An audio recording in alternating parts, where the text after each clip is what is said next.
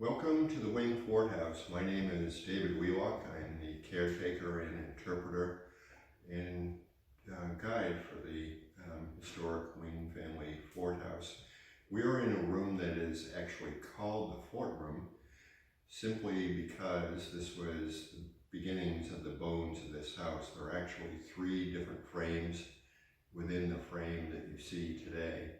And the reason we start the tours in this particular room, which today served as the second parlor, is because this is where the house had its beginnings. I'm going to show you in these little drawings here.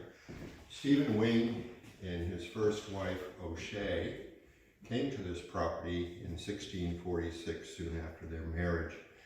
There had been a previous structure here before that had been built by someone else that was probably nothing more than a hovel.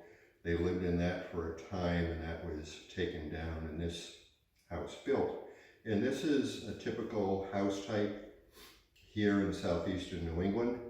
It's a single cell, 1.5-story structure. They refer to these as a hall and parlor house, the hall being the downstairs where we currently are standing, in the parlor, the sitting sleeping area directly above us. The hall would be what we today would call the kitchen. This particular room had a very large fireplace that's behind the fireplace that you see today that was built inside the throat of the first fireplace in the Georgian period, probably sometime soon after 1760. This little house could house anywhere from 8 to sometimes 14 people. And today that seems like a lot of people in a tiny little cottage, but that was part of the culture. These people did not spend an inordinate amount of time in these houses, especially in the summer months. Most of the time they spend in the house is sleeping and eating. The rest of the time they're outside tending the farms and the fields. During the winter months, there's still plenty of work to do outdoors, but quarters were definitely tight. The parents often slept in a bedstead here in the hall, and some of the children, others would be above us in the parlor chamber, which was for sitting and sleeping. In this hole here, to the right side of the fireplace, is a very large hole that contains what remains of the original fireplace. There's a lintel beam that is chamfered on the back side. We can tell the width of the original fireplace, which was about 8 feet 3 inches, and it was about 3 feet deep. The reason for its monstrous size is so that the women could actually walk around inside of these fireplaces. Just like you have burners on a stove, they had multiple fires burning simultaneously. They'd have a large central fire for roasting and boiling, and then surrounding that would be several smaller fires for simmering, braising, things like that. So the women actually needed to walk around inside that fireplace. The fireplace that's here today is contemporary to the Georgian period, around 1760, which would have been Joshua Wing's period, which we'll talk about briefly. Stephen Wing passed in 1710. He had been remarried. At that point, his first wife, O'Shea, died 8 years into their marriage at a young age, which was not uncommon. It may have been childbirth related, or it could have been multiple fevers, smallpox, all manner of calamity met these people's lives. But Stephen leaves the house to his son, Ebenezer Wing, who we think between 1680 and at the latest, 1720, turns the house into this salt box. And that's an extraordinary jump. The house goes from a single room, 1.5-story structure to 2 rooms wide, 2 rooms deep, and almost full 2nd story and a very large attic area above that. This is a very large house, a common architectural type here in southeastern New England in this period. And its design is really nothing more than architectural fancy. It's the style of the house. And like the first house, you'll see they still have little diamond pane lead glass windows, which would disappear or start disappearing by the 1740s.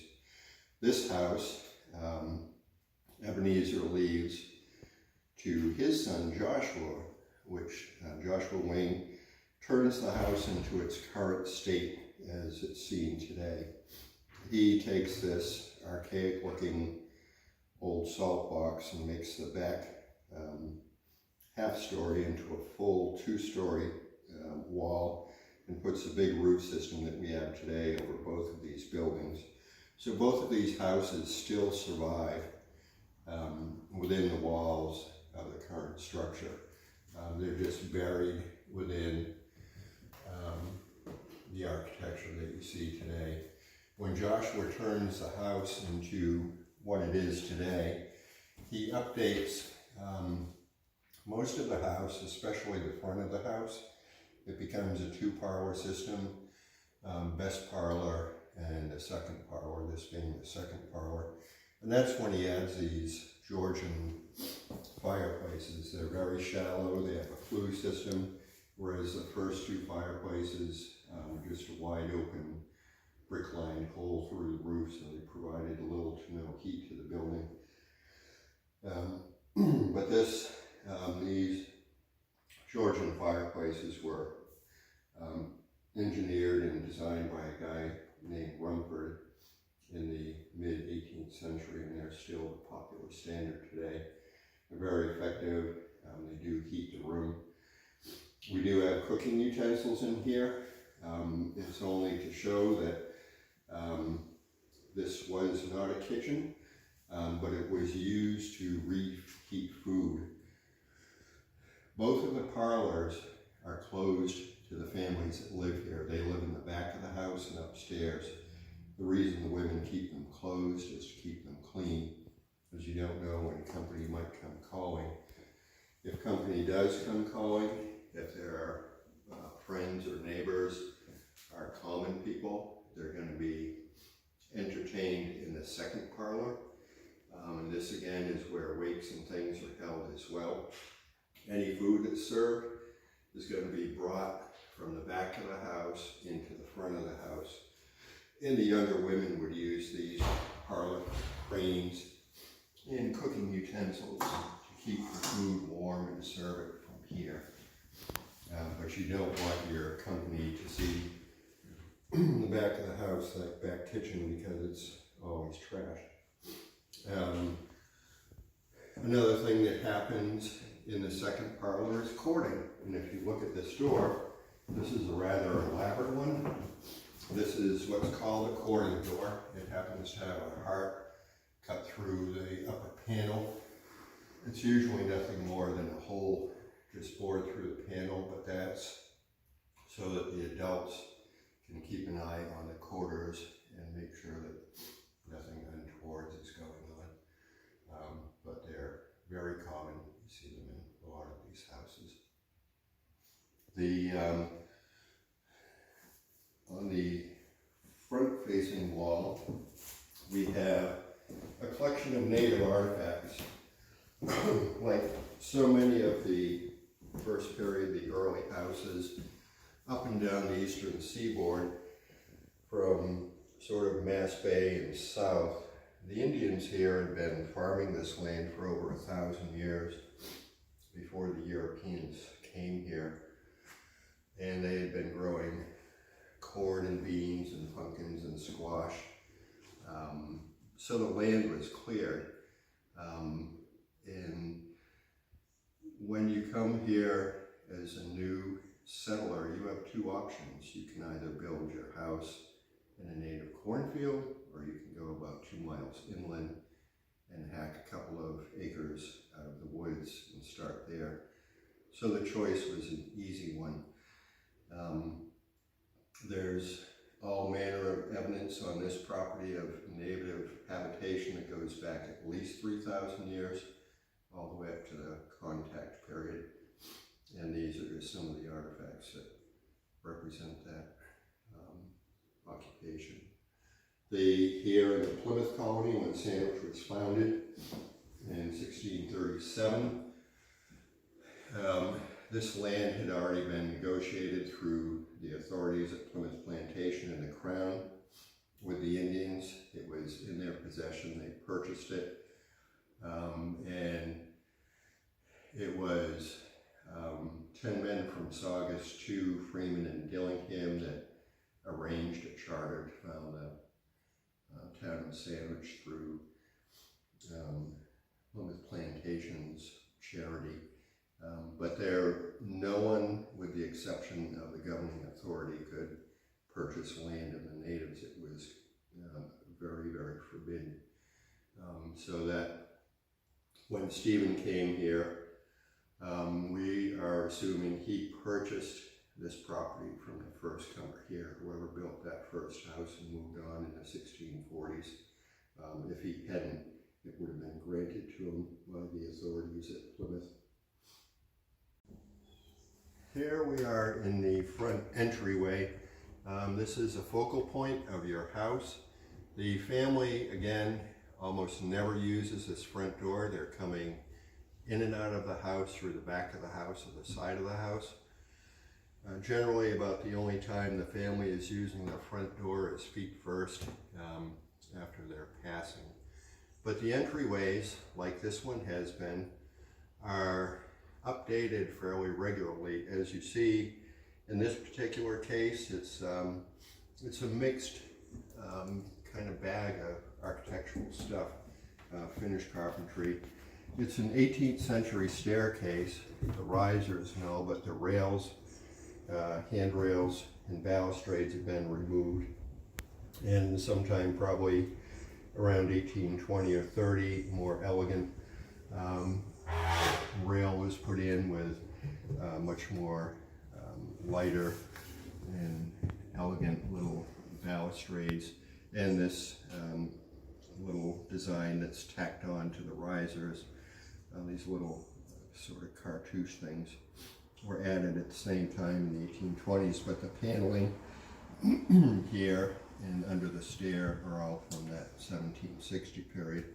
We do have a door here that the slaves didn't hide here. We didn't have slaves at the wing house. They were Quakers. They didn't believe at this point in slave holding. But what it is, it's the back side of the chimney mass. And in the central of the chimney mass, there are 6 fireplaces in this house. So there's a huge dead air space underneath the staircase. Once you get under the stair, you can stand upright, and there was enough room to stack probably close to a cord of wood. So you could bring wood from the outside into the house, and then let it start drying out from being in the weather and things, and then have a constant supply to feed all the fireplaces, and you just keep refilling it as you empty it. But there are a lot of these old houses that create these fantastic stories around these cubby holes, and that's usually what they are, stories. The Underground Railroad, which we're all familiar with, is very, very well documented, and it didn't happen here in Sandwich. It was north and west of here, and certainly Nantucket, but not Sandwich. This is just a typical bedchamber. This house, as it stands today, is a rabbit's warren of bedchambers. It's, with the exception of the master chamber, you can't get to any of them without walking through one of the others. So they're anything but private. Privacy wasn't a matter of concern, certainly in the colonial period and even later. A bed like we're seeing here today could hold anywhere from 3 to 5 people, depending on their body mass and size. If there weren't enough bedsteads in a house to accommodate everyone, they would have, it's basically, think of like a giant pillow. It's a linen pillow called a tick that's stuffed with either straw or corn husks, and of course bedding is supplied as well, bolsters, what we call a pillow, and coverings, blankets and quilts and things. We have multiple quilts in the collection from all sorts of periods. These two happen to be contemporary, but we have, I want to say, at least 30 quilts from primarily the 19th century. All these bed chambers have a bed pan or a chamber pot. They're usually stowed under the bed, and in this case we have what's called a chamber chair here. You can see in its seat is a chamber pot, and chamber chairs are generally reserved for the elderly or possibly an invalid, someone that couldn't navigate squatting over a pot in the night or standing, whatever your gender is. But these pots, in the morning hours, if they had been used, they're not going to be carried through the house. They're generally, the closest door or window is open and the contents therein pitched out into the yard. And that's a very common practice right into the 19th century. We have a small collection of children's toys in this little nook here. And this wasn't a nursery. A lot of people are fooled by the setup. It's just kind of a static display. Children were given time to play, of course, during the course of a day, but most of them, like their elders, are working at some task or other. But they certainly didn't have room for nurseries. This would have been yet another bed chamber. And even here, the wall that I'm leaning against is actually, it's a plank wall, and these are meant to be movable as the family shrinks and grows and changes. They redesign the interior of the house to accommodate the growth of the shrinkage. And in this case, where they're not a plaster wall, there's just a cleat nailed to the floor, and then on the back side of the wall to the ceiling.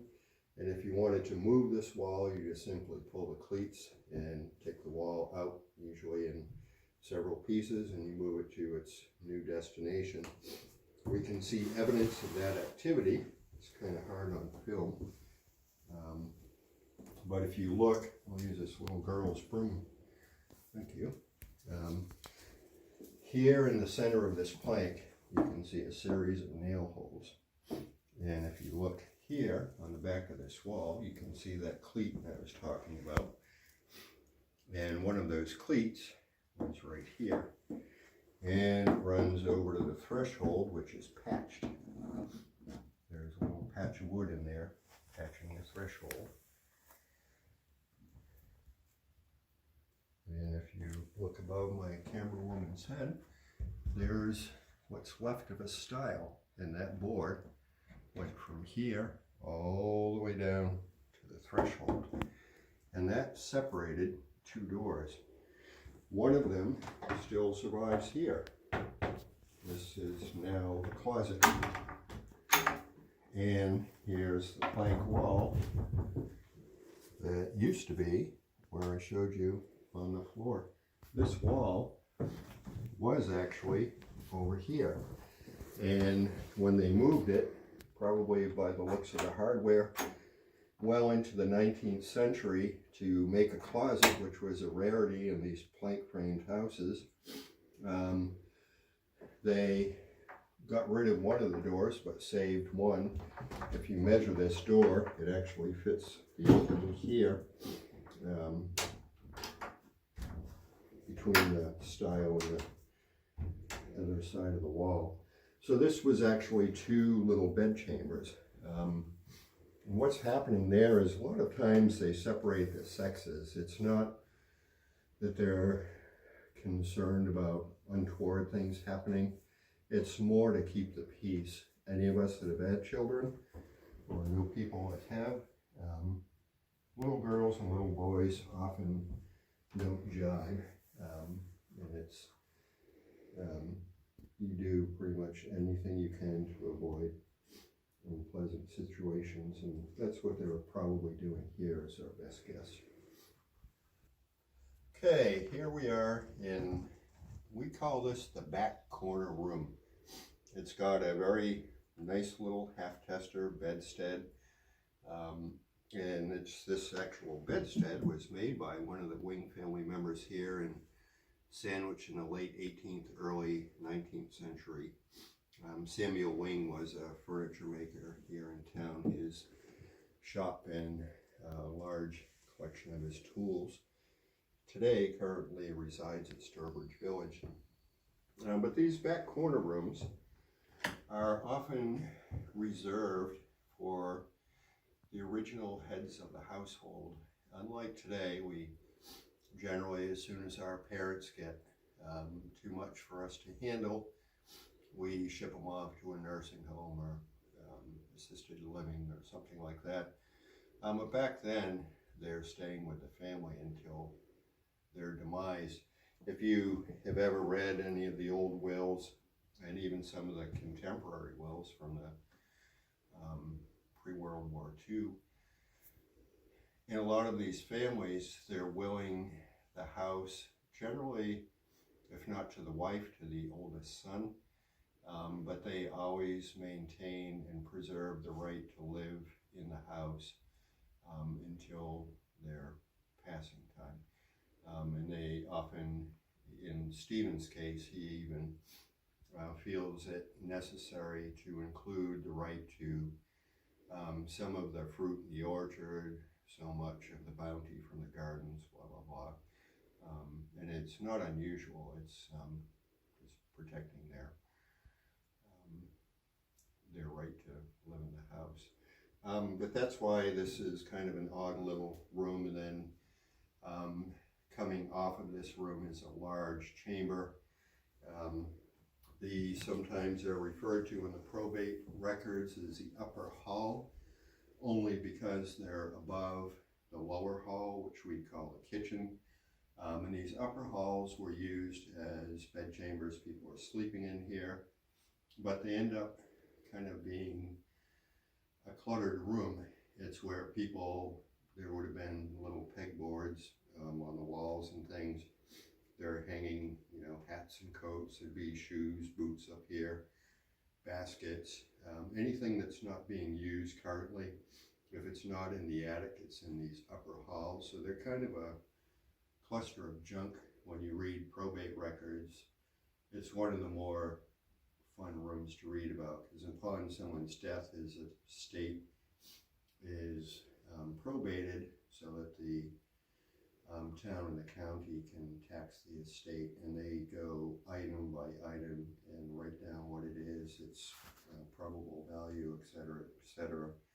And over these upper halls are, you read about broken spinning wheels, kettle without a handle, all that kind of stuff. So it's interesting.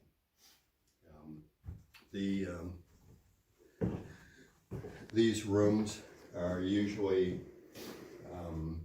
younger people. It's generally because of the clutter and things, there's not a lot of room to spread out. So if not younger people, if they had servants, even though they were Quakers, they did believe in indenture. Indenture is, I think most of us that are interested in history know, it's an odd dichotomy. It's not called slavery, but you are still buying and selling people, even though there's an expiration to their term of indenture. You're still someone's property until that contract is met. If you had been an indenture and you take off on your master and say you ran back to your parents. Parents often sold children to other farmers or businesses if they had too many and couldn't care for them. If you went back to your parents and they did not immediately return you, they're immediately liable, as is the person that took off. And in a lot of cases, if there's a runaway servant, they add to the indenture. There's a penalty, and it can either be monetary or service. Most of the time it's service. This little painting here is done in the 1940s, and it's actually a painting of a barn that was here, the last barn on the property. About the middle of the field, the foundation is still visible over there. And I happen to think this barn is late 18th or very early 19th century. It's a large barn. There's an area below for carriages and things, and hay rakes and that sort of thing. There was a well behind it that we discovered several summers ago. It's been backfilled, but it's a stone-lined well which would have been dug to water the animals. In the summer months, the animals are off the property unless they're very young. Most of the large cattle included in that time everything. Today, when we hear cattle, we think of cows or steer, but cattle was any hoofed animal. But the cows and things like that, with the exception of horses and ox, are driven into the woods for the summer to forage for themselves, and then they come back in the winter months and they're fed salt hay and things. But there's no source of water, with the exception of the spring behind the house and later on another well immediately behind this house. So they dug this well, obviously being well below the freezing line. The water didn't freeze, so they were able to water the animals all through the winter without much effort. You can't see it in the painting, but on the other side is an apple shed. It's a low shed with a narrow angled roof off the other gable end of the barn. And those sheds were used to store apples and pears, and a lot of the fruit that they're growing isn't like the domestic stuff that we consume today. We still have several hard pear trees on the property that are ancestors of some of the original trees that had been here. And those hard pears and those hard apples are meant to store for many, many months. They would, when it came time to consume them, they had to be cooked. If you tried to just eat one off the core, it'd be horrible. It'd be like trying to chew on a piece of wood. So they made them into pies and puddings and all kinds of stuff. Some of them are dried. They're sliced and dried, but the majority of them are just cold stored, and they used them as they needed them. This you can clearly see. This is the roof line, the principal rafters to Stephen's second house that they built around. If you'll remember back, I was showing you in the little drawing downstairs the picture of the first house within the house that we have today, and you can see how steep that roof line had been. These are all hand hewn and then in pits on beams. Where this peak is, the apex, just under the current floor today, you can see pockets where the floor joists for the little attic area where it wasn't tall enough to stand up in, but just tall enough for them to store bushels of corn and barrels and things like that. And we're going to go to the other side of the attic. What you see above me is all of that stuff from the 1760s and the 1680s when it turned into a salt box. But we'll show you on the other side of the attic. This here is when it becomes a salt box around 1680. Again, you can see the roof line. This is the back roof, that big shed roof, and cobwebs, and the very short, steeply pitched front roof.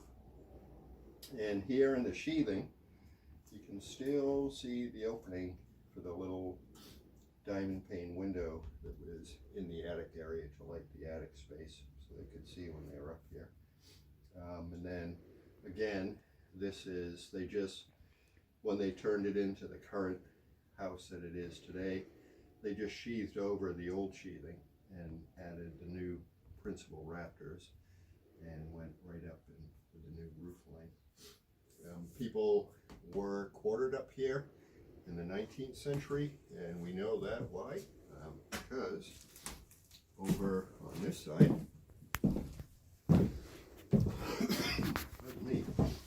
you can see what's left of a wall of division. This plank wall was added, and then this door, which had been the original front door from the 1760s, from Joshua's period. It still has the original red paint on it, but that door was hung in this pocket, and we had someone living in here. We think it may have been possibly young boys, only because there's a timber that's supporting, was under this rafter, and they were carving in it. There's little ships that were carved into the side, the little shallow bottom schooners, and they would have been able to see those out in Old Harbor through the attic window. And it appears that they were documenting what they saw out there.